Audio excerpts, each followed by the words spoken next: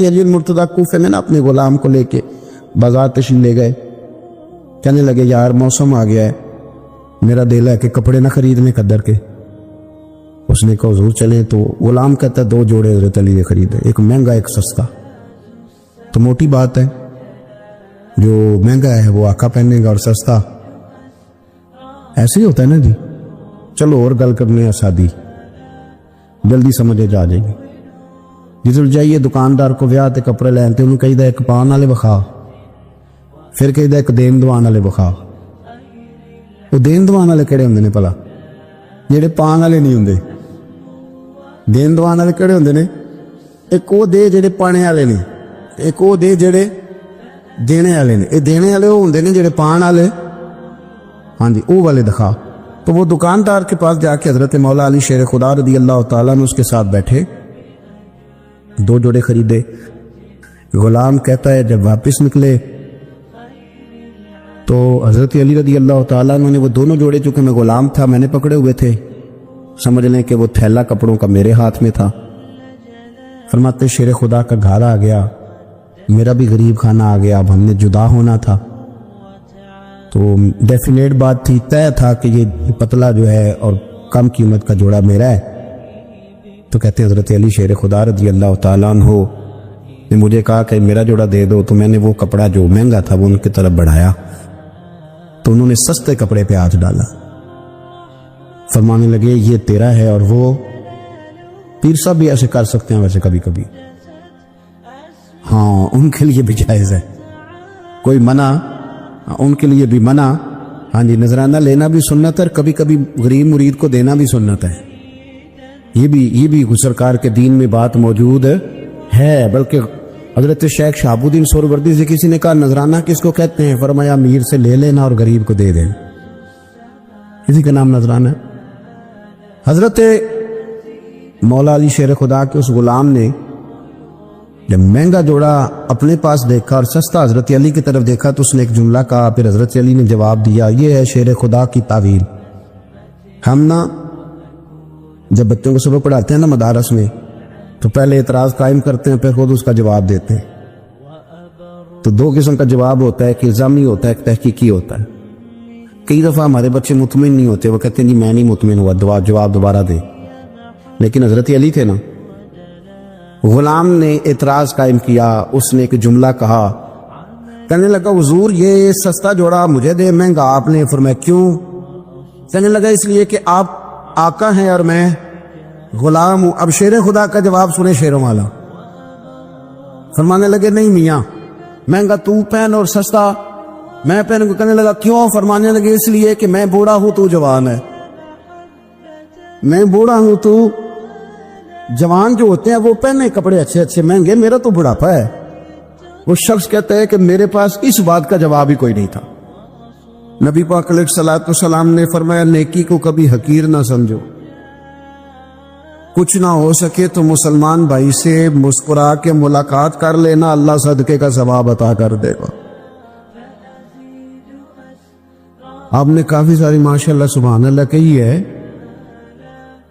پر یہ مسکرا کے ملنا آج کل مشکل ہو گیا یہ کام, کیونکہ یہ دور ہے ناراض لوگوں کا دور.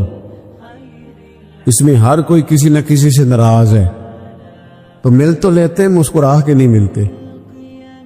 ملاقاتیں تو ہو جاتی ہیں, لوگ تو ہر روز ایک دوسرے سے ملتے ہیں, پر یہ دل کم ہی کسی سے ملتے ہیں. ملتے ہیں لوگ پر ملتے. زندگی میں وہ عجیب لمحہ تھا, وہ میرے ساتھ تھا پر میں تنہا تھا. لوگ ملتے ہیں پر ملنے کو تیار. حضور نے فرمایا نیکی کو حقیر نہ سمجھو, کچھ نہ ہو سکے تو ذرا مسکرا کے مل لینا. کیا معنی ہے کسی سے ملنا؟ تو راضی ہو کے ملنا. یہ جو مزاجوں میں گھٹن ہے تبھی اور بلا وجہ کی ہے, بعض جگہوں پہ کوئی اس کا کوئی شرعی پس منظر نہیں, کچھ نہیں, بلا وجہ. نیکیوں میں ذرا جد و جہد کی جائے, کوشش کی جائے. اصول حسنات میں کوشش کی جائے. ہم نہ بڑے سست ہیں, دنیا کے معاملے میں چست ہیں, اور خیر کٹھی کرنے میں سست ہیں.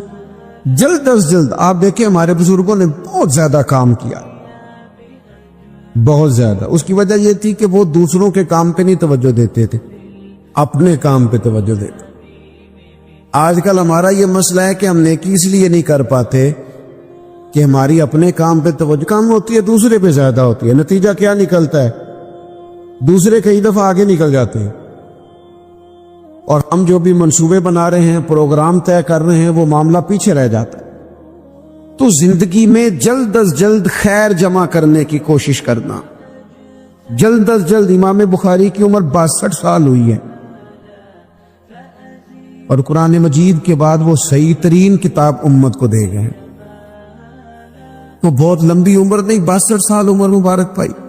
کتنا ہمارے بزرگوں نے کہا. حضرت عمر بن عبدالعزیز کی عمر 39 سال ہوئی, پوری 40 نہیں. کتنی خیر بانٹی انہوں نے زمانے میں. کام نہیں کرتے, پروگرام نہیں بناتے, ہم خیر نہیں جمع کرتے. خیر جمع کرنے کا وقت تو ہے, فٹافٹ کر لی جائے.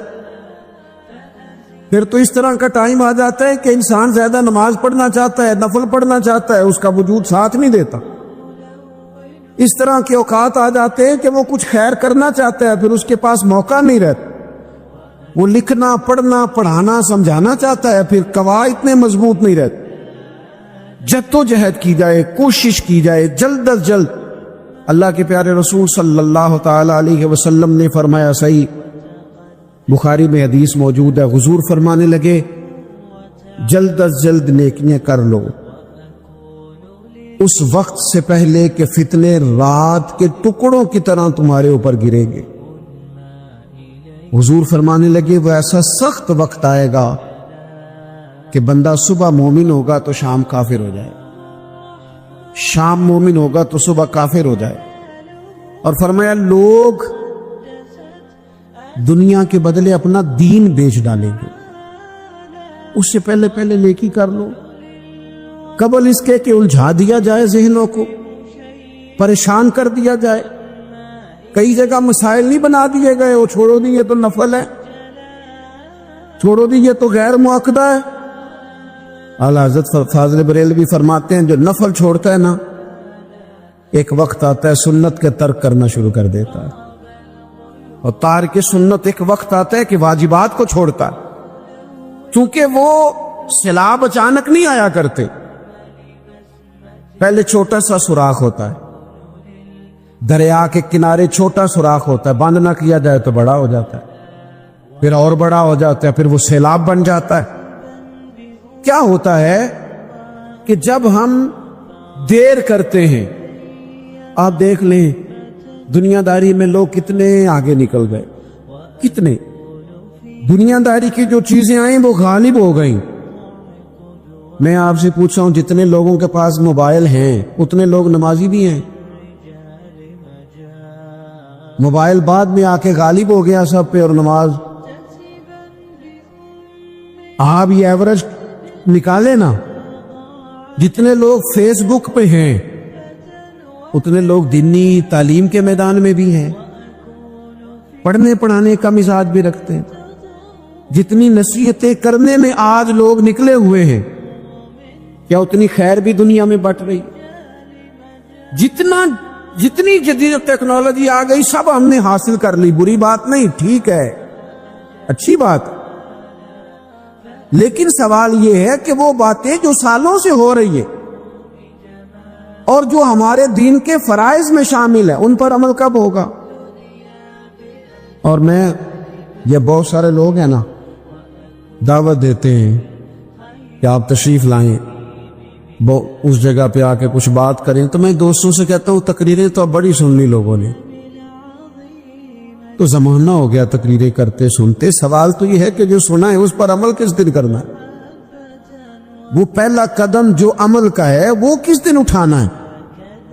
یہ کوئی گورکھ دھندا تو نہیں ہے نا کہ نشستن گفتن برخاستن. دیکھیں نا قرآن مجید کی آیات نازل ہوتی تھی, صحابہ دوڑ پڑتے تھے عمل کرنے کے لیے. لن تنالوا البر حتى تنفقوا مما تحبون, تم بھلائی کو نہیں پہنچو گے جب تک اپنی پیاری چیز خرچ نہ کرو. تو یہ آیت ہم نے بھی سنی ہوئی ہے, میں آپ سے ہاتھ نہیں اٹھواتا، آپ خود اپنے آپ سے پوچھیں، میں اپنے آپ سے پوچھتا ہوں کب پیاری چیز لا کے خرچ کیا ہم نے اللہ کے راستے میں؟ لیکن جب نازل ہوئی تھی، عبداللہ ابن عمر کو گھوڑا پیارا تھا، انہوں نے فوراً لا کے پیش کر دیا تھا۔ حضرت ابو طلحہ انصاری کو باغ پیارا تھا، انہوں نے فوراً لا کے حضور کی بارگاہ میں پیش کر دیا تھا۔ ہم کب یہ کام کریں گے؟ ہم سن رہے ہیں، ہمیں آتی ہے، ہم آگے بڑھا رہے ہیں، لیکن جلدی سے صحابہ کا یہ مزاج تھا کہ جیسے ہی ان تک خیر پہنچی انہوں نے عمل کر کے دکھایا، جیسے نصیحت ملی اس نصیحت پر وہ عامل ہو گئے۔ امام جعفر صادق رضی اللہ تعالیٰ عنہ سے ایک شخص نے پوچھا، حضور میں دین کی خدمت کرنا چاہتا ہوں، تبلیغ کرنا چاہتا ہوں، کوئی طریقہ بتائیں۔ بہت سارے لوگ ہیں آج کل جو یہ چاہتے ہیں، کہا جناب مجھے نہ کوئی آپ نسخہ بتائیں، کوئی سلیقہ بتائیں، میں دین کا کام کرنا چاہتا ہوں، دعوت خیر دینا چاہتا ہوں، کوئی طریقہ بتائیں۔ تو سیدنا امام جعفر صادق رضی اللہ تعالیٰ عنہ فرمانے لگے، آسان طریقہ ہے، اور بغیر کسی فلسفے کے، بغیر کسی الجھی ہوئی گتھی کے، سلجھی ہوئی بات ہے، بالکل طے۔ تو دین کی تبلیغ کرنا چاہتا ہے؟ اس نے کہا، تو فرمانے لگی بڑا آسان نسخہ ہے، اگر تو دین پھیلانا چاہتا ہے، تبلیغ کرنا چاہتا ہے، تو دین پر عمل کرنا شروع کر دے۔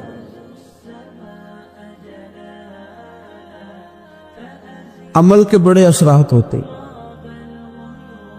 عمل، وہ حضرت بایزید بسطامی فرمایا کرتے تھے، جس نے ہماری خاموشی سے کچھ نہیں سیکھا وہ ہماری تقریر سے کیا سیکھے گا۔ یہ جو عمل ہوتا ہے یہ اتنی بڑی خاموش تبلیغ ہے، اتنی بڑی۔ امام جعفر صادق فرمانے لگے تو عمل کر، وہ تیرا عمل کرنا۔ آپ پڑھیں گھر میں نماز، آپ کے بچوں کو شوق ہو جائے گا، آپ کھولیں گھر میں قرآن مجید، آپ کے بچوں کا دل لگ جائے گا۔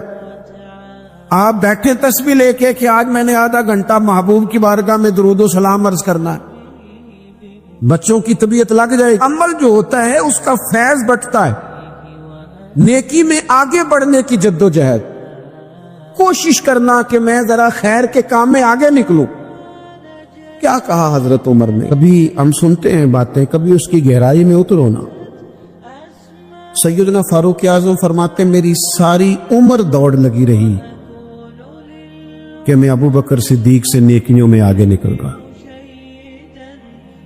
ساری زندگی میری دوڑ رہی، جد و جہد رہی کہ میں ابو بکر صدیق سے آگے۔ 2.5% زکوٰۃ ہے، عمر کہتے ہیں میں 50% لے کے آیا تھا، لیکن میں 50% پہ پہنچا تھا تو ابو بکر 100% پہ پہنچ گئے تھے، تو سارا ہی لے آئے تھے۔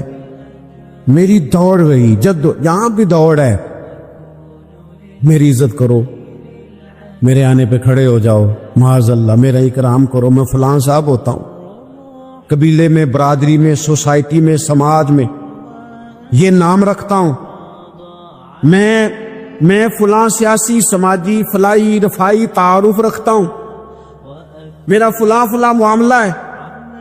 یہ اس مزاج میں دوڑ لگ گئی، اس طبیعت کی دوڑ لگ گئی، مجھے بھی مانا جائے، مجھے بھی گنا جائے، مجھے بھی شمار کیا جائے، میرا بھی نام ہو جائے، مجھے بھی اگلوں میں رکھا جائے، قرب والوں میں میرا بھی تذکرہ کیا جائے۔ جو دوڑ ہمیں بتائی اور سکھائی گئی تھی اس دوڑ میں ہم شریک کیوں نہیں ہوتے؟ اس میں آگے کیوں نہیں نکلتے؟ وہ جو ہمیں فرمایا گیا تھا کہ تمہیں پتہ چل جائے پہلی صف کا ثواب کتنا ہے تو تم قرآن اندازی کرو، تو یہ قرآن اندازی کس دن ہونی ہے؟ یہ والی قرآن اندازی کس دن ہونی؟ لیکن وہ قرآن اندازیاں تو ہو رہی ہیں عمرے کے ٹکٹ کی، اتنے عمرے کے ٹکٹ، اتنے عمرے کے، اچھی بات ہے، اس کی بھی کوئی مخالفت نہیں، لیکن جو کام جس میں آگے بڑھنا تھا، جس میں جد و جہد کرنی، جس میں دوڑنا تھا، جس میں کاوش کرنی تھی، اس میں تو ہم پیچھے ہیں۔ عزیز دوستو، دوڑ دھوپ بھاگ، دوڑ اور شدت ہے معاملات کے اندر۔ کچھ لوگوں کو ایسی چیزوں کی بھی جلدی ہے جن میں جلدی نہیں کرنی چاہیے، اور وہ دوڑ ساری کس بات کی ہے؟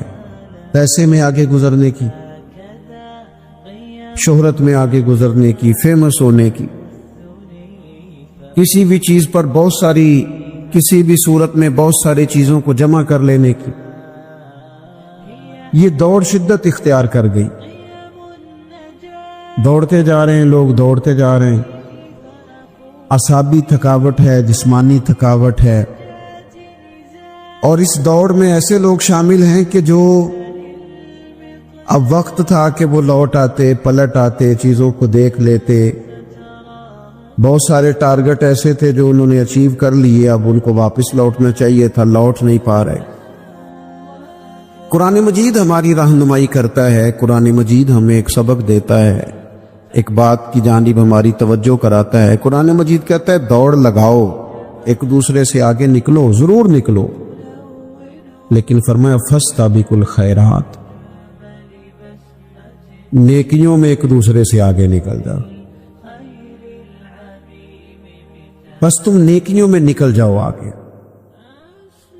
خیر کے کاموں میں، حسنات میں آگے نکل جاؤ ایک دوسرے سے۔ اس کے لیے جلدی دکھاؤ، جلدی سے کوئی نیکی تمہارے ہاتھ آتی ہے اسے کر گزرو۔ ساری زندگی ارادے اور منصوبے نہ بناتے رہو، خیر کٹھی کرو، جد و جہد کرو۔ ایک تو ہم سب جانتے ہیں کہ وقت کب آ جائے گا اس کا پتہ کوئی نہیں، خدا نہ خواستہ صحت کب ساتھ چھوڑ جائے گی اس کی خبر کوئی نہیں، اعصاب کب کمزور ہو جائیں گے جانتے نہیں، کس وقت زندگی میں کون سا موڑ آ جائے گا سمجھ نہیں آتی، صحت، حافظہ کس وقت کس سمت نکل جائے گا پتہ نہیں چلتا۔ تو ہمیں حکم دیا گیا کہ تم جلدی کرو، اور نبی پاک علیہ السلام نے صراحت اور وضاحت کے ساتھ فرمایا کہ غنیمت سمجھ لو، غنیمت، غنیمت سمجھ لو، اگر تمہارے پاس فرصت ہے تو ایسا نہ ہو کہ مصروف ہو جاؤ، غنیمت جان لو، اگر صحت ہے تو ایسا نہ ہو بیمار ہو جاؤ، غنیمت جان لو، اگر تم جوان ہو تو ایسا نہ ہو کہ بڑھاپا ہو جائے، غنیمت جان لو زندگی ہے، ایسا نہ ہو کہ موت آ جائے۔ غنیمت سمجھ لو چیزوں کو، اور اپنے لیے حسنات جمع کرو۔ میں دیکھتا ہوں بہت سارے لوگ ایسے ہیں جو خیر کر سکتے ہیں لیکن وہ تو منصوبہ ہی بنا رہے ہیں، بڑی دیر ہو گئی منصوبہ بنا رہے، پروگرام بنا رہے۔ ہمارے بزرگ جو تھے وہ کام کرتے تھے، درختوں کے نیچے بیٹھ کے کرنا پڑا تو شروع کر دیا، انہیں کسی گلی چوک چوراہے میں خیر کی بات کرنی پڑی تو انہوں نے کر دی۔ ان لوگوں کو اگر گلی سے پتھر اٹھا کے نیکی جمع کرنے کا موقع ملا تو انہوں نے لوگوں کے لیے رستہ صاف کرنا شروع کر دیا۔ اگر ان لوگوں کو کسی بندے کو خیر کی بات بتا کے دل کو تسلی محسوس ہوئی تو وہ کرنا شروع کر دیا۔ جو نیکی، جو خیر ہمارے دائرہ کار میں ہے، دائرہ اختیار میں ہے، ہماری پہنچ، اسے کیوں چھوڑا جائے؟ نبی پاک علیہ الصلوۃ والسلام نے فرمایا نیکی کو کبھی حقیر نہ سمجھو، کچھ نہ ہو سکے تو مسلمان بھائی سے مسکرا کے ملاقات کر لینا، اللہ صدقے کا ثواب عطا کر دے گا۔ آپ نے کافی ساری ماشاءاللہ سبحان اللہ کہی ہے، پر یہ مسکرا کے ملنا آج کا مشکل ہو گیا یہ کام بھی، کیونکہ یہ دور ہے ناراض لوگوں کا دور، اس میں ہر کوئی کسی نہ کسی سے ناراض ہے، تو مل تو لیتے ہیں، مسکرا کے نہیں ملتے۔ ملاقاتیں تو ہو جاتی ہیں، لوگ تو ہر روز ایک دوسرے سے ملتے ہیں، پر یہ دل کم ہی کسی سے ملتے ہیں، ملتے ہیں لوگ پر ملتے ہیں۔ زندگی میں وہ عجیب لمحہ تھا، وہ میرے ساتھ تھا پر میں تنہا تھا۔ لوگ ملتے ہیں پر ملنے کو تیار۔ حضور نے فرمایا نیکی کو حقیر نہ سمجھو، کچھ نہ ہو سکے تو ذرا مسکرا کے مل لینا۔ کیا معنی ہے کسی سے ملنا؟ تو راضی ہو کے ملنا۔ یہ جو مزاجوں میں گھٹن ہے تبھی اور بلا وجہ کی ہے، بعض جگہوں پہ کوئی اس کا کوئی شرعی پس منظر نہیں، کچھ نہیں، بلا وجہ نیکیوں میں ذرا جدوجہد کی جائے، کوشش کی جائے، حصول حسنات میں کوشش کی جائے۔ ہم نہ بڑے سست ہیں، دنیا کے معاملے میں چست ہیں اور خیر کٹھی کرنے میں سست ہیں۔ جلد از جلد آپ دیکھیں ہمارے بزرگوں نے بہت زیادہ کام کیا، بہت زیادہ۔ اس کی وجہ یہ تھی کہ وہ دوسروں کے کام پہ نہیں توجہ دیتے تھے، اپنے کام پہ توجہ دیتے۔ آج کل ہمارا یہ مسئلہ ہے کہ ہم نیکی اس لیے نہیں کر پاتے کہ ہماری اپنے کام پہ توجہ کم ہوتی ہے، دوسرے پہ زیادہ ہوتی ہے۔ نتیجہ کیا نکلتا ہے؟ دوسرے کئی دفعہ آگے نکل جاتے ہیں، اور ہم جو بھی منصوبے بنا رہے ہیں، پروگرام طے کر رہے ہیں، وہ معاملہ پیچھے رہ جاتا ہے۔ تو زندگی میں جلد از جلد خیر جمع کرنے کی کوشش کرنا، جلد از جلد۔ امام بخاری کی عمر 62 سال ہوئی ہے، اور قرآن مجید کے بعد وہ صحیح ترین کتاب امت کو دے گئے، تو بہت لمبی عمر نہیں، 62 سال عمر مبارک پائی۔ کتنا ہمارے بزرگوں نے کہا، حضرت عمر بن عبدالعزیز کی عمر 39 سال ہوئی، پوری 40 نہیں۔ کتنی خیر بانٹی انہوں نے زمانے میں۔ ہم نہیں کرتے، پروگرام نہیں بناتے، ہم خیر نہیں جمع کرتے۔ خیر جمع کرنے کا وقت تو ہے، فٹافٹ کر لی جائے۔ پھر تو اس طرح کا ٹائم آ جاتا ہے کہ انسان زیادہ نماز پڑھنا چاہتا ہے، نفل پڑھنا چاہتا ہے، اس کا وجود ساتھ نہیں دیتا۔ اس طرح کے اوقات آ جاتے ہیں کہ وہ کچھ خیر کرنا چاہتا ہے، پھر اس کے پاس موقع نہیں رہتا۔ وہ لکھنا، پڑھنا، پڑھانا، سمجھانا چاہتا ہے، پھر قواعد اتنے مضبوط نہیں رہتے۔ جدوجہد کی جائے، کوشش کی جائے، جلد از جلد۔ اللہ کے پیارے رسول صلی اللہ تعالی علیہ وسلم نے فرمایا، صحیح بخاری میں حدیث موجود ہے، حضور فرمانے لگے، جلد از جلد نیکیاں کر لو اس وقت سے پہلے کہ فتنے رات کے ٹکڑوں کی طرح تمہارے اوپر گریں گے۔ حضور فرمانے لگے، وہ ایسا سخت وقت آئے گا کہ بندہ صبح مومن ہوگا تو شام کافر ہو جائے، شام مومن ہوگا تو صبح کافر ہو جائے۔ اور فرمایا، لوگ دنیا کے بدلے اپنا دین بیچ ڈالیں گے۔ اس سے پہلے پہلے نیکی کر لو، قبل اس کے کہ الجھا دیا جائے، ذہنوں کو پریشان کر دیا جائے۔ کئی جگہ مسائل نہیں بنا دیے گئے، وہ چھوڑو دیے تو نفل ہے، چھوڑو دیے تو غیر مؤکدہ ہے۔ اعلیٰ حضرت فاضل بریلوی فرماتے ہیں، جو نفل چھوڑتا ہے نا، ایک وقت آتا ہے سنت کے ترک کرنا شروع کر دیتا ہے، اور تارک سنت ایک وقت آتا ہے کہ واجبات کو چھوڑتا ہے، چونکہ وہ سیلاب اچانک نہیں آیا کرتے، پہلے چھوٹا سا سوراخ ہوتا ہے، دریا کے کنارے چھوٹا سوراخ ہوتا ہے، بند نہ کیا جائے تو بڑا ہو جاتا ہے، پھر اور بڑا ہو جاتا ہے، پھر وہ سیلاب بن جاتا ہے۔ کیا ہوتا ہے کہ جب ہم دیر کرتے ہیں، آپ دیکھ لیں دنیا داری میں لوگ کتنے آگے نکل گئے، کتنے دنیا داری کی جو چیزیں آئیں وہ غالب ہو گئیں۔ میں آپ سے پوچھ رہا ہوں، جتنے لوگوں کے پاس موبائل ہیں اتنے لوگ نمازی بھی ہیں؟ موبائل بعد میں آ کے غالب ہو گیا سب پہ، اور نماز آپ یہ ایوریج نکالے نا، جتنے لوگ فیس بک پہ ہیں اتنے لوگ دینی تعلیم کے میدان میں بھی ہیں، پڑھنے پڑھانے کا مزاج بھی رکھتے ہیں۔ جتنی نصیحتیں کرنے میں آج لوگ نکلے ہوئے ہیں، کیا اتنی خیر بھی دنیا میں بٹ گئی؟ جتنی جدید ٹیکنالوجی آ گئی سب ہم نے حاصل کر لی، بری بات نہیں، ٹھیک ہے، اچھی بات، لیکن سوال یہ ہے کہ وہ باتیں جو سالوں سے ہو رہی ہیں اور جو ہمارے دین کے فرائض میں شامل ہیں، ان پر عمل کب ہوگا؟ اور میں یہ بہت سارے لوگ ہیں نا، دعوت دیتے ہیں کہ آپ تشریف لائیں، اس جگہ پہ آ کے کچھ بات کریں، تو میں دوستوں سے کہتا ہوں تقریریں تو اب بڑی سن لی لوگوں نے، تو زمانہ ہو گیا تقریریں کرتے سنتے۔ سوال تو یہ ہے کہ جو سنا ہے اس پر عمل کس دن کرنا ہے؟ وہ پہلا قدم جو عمل کا ہے وہ کس دن اٹھانا ہے؟ یہ کوئی گورکھ دھندا تو نہیں ہے نا کہ نشستن گفتن برخاستن۔ دیکھیں نا قرآن مجید کی آیات نازل ہوتی تھی، صحابہ دوڑ پڑتے تھے عمل کرنے کے لیے۔ لن تنالوا البر حتى تنفقوا مما تحبون، تم بھلائی کو نہیں پہنچو گے جب تک اپنی پیاری چیز خرچ نہ کرو۔ تو یہ آیت ہم نے بھی سنی ہوئی ہے، میں آپ سے ہاتھ نہیں اٹھواتا, آپ خود اپنے آپ سے پوچھیں, میں اپنے آپ سے پوچھتا ہوں کب پیاری چیز لا کے خرچ کیا ہم نے اللہ کے راستے میں. لیکن جب نازل ہوئی تھی, عبداللہ ابن عمر کو گھوڑا پیارا تھا, انہوں نے فوراً لا کے پیش کر دیا تھا. حضرت ابو طلحہ انصاری کو باغ پیارا تھا, انہوں نے فوراً لا کے حضور کی بارگاہ میں پیش کر دیا تھا. ہم کب یہ کام کریں کہ ہم سن رہے ہیں, ہمیں آتی ہے, ہم آگے بڑھا رہے ہیں, لیکن جلدی سے صحابہ کا یہ مزاج تھا کہ جیسے ہی ان تک خیر پہنچی انہوں نے عمل کر کے دکھایا. جیسے نصیحت ملی اس نصیحت پر وہ عامل ہو گئے. امام جعفر صادق رضی اللہ تعالیٰ عنہ سے ایک شخص نے پوچھا, حضور میں دین کی خدمت کرنا چاہتا ہوں, تبلیغ کرنا چاہتا ہوں, کوئی طریقہ بتائیں. بہت سارے لوگ ہیں آج کل جو یہ چاہتے ہیں.